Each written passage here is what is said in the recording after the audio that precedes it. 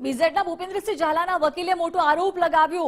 CID ક્રાઇમની તપાસ સામે વિરલ પંચાલે આરોપ લગાવ્યા અને કહ્યું કે ચાર્જશીટમાં ઘણી બાબતો ખોટી છે।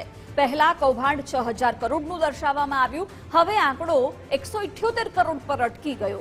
6000 કરોડની ફરિયાદ પણ દર્શાવી અને હવે 178 કરોડ ચાર્જશીટમાં ઉલ્લેખ કરાયો છે। મોટાભાગના લોકોને રૂપિયાની ચૂકવણી થઈ ગઈ છે, ખોટી રીતે લેણા બાકી હોવાનો ઉલ્લેખ પણ ખોટો છે। 700 નિવેદન લેવાયા છે, ક્યાંય પણ છેતરપિંડીનો ઉલ્લેખ નહીં। બેંક ખાતા ફ્રીઝ ન થયા ત્યાં સુધી રૂપિયા અપાયા। ચાર્જશીટમાં અનેક બાબતો ખોટી દર્શાવાઈ છે।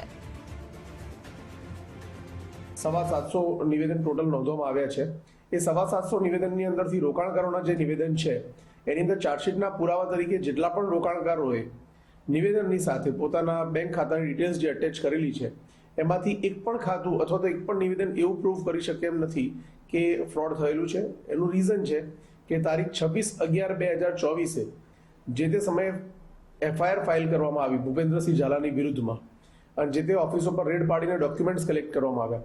તો જેટલા પણ ડોક્યુમેન્ટ્સ કલેક્ટ કરવામાં આવ્યા હતા, જે પણ ફરિયાદ કરવામાં આવી હતી, એ તમામ ફરિયાદ અને તમામ ડોક્યુમેન્ટ્સની અંદરથી જે બી પુરાવો મેળવવામાં આવ્યા હતા, દરેક રોકાણકાર જે લોકોએ રોકાણ એમની રકમ કરેલી હતી એ દરેક રોકાણકારના નાણાંના 5/11/2024 સુધી વ્યાજ મળેલ છે। 26/11/2024 જ્યારે ખાતા ફ્રીઝ કરવામાં આવ્યા એ પછી લોકોના નાણાં મળતા બંધ થયા છે। તે પહેલા એક પણ સિંગલ પેમેન્ટ ડિફોલ્ટ નહોતું।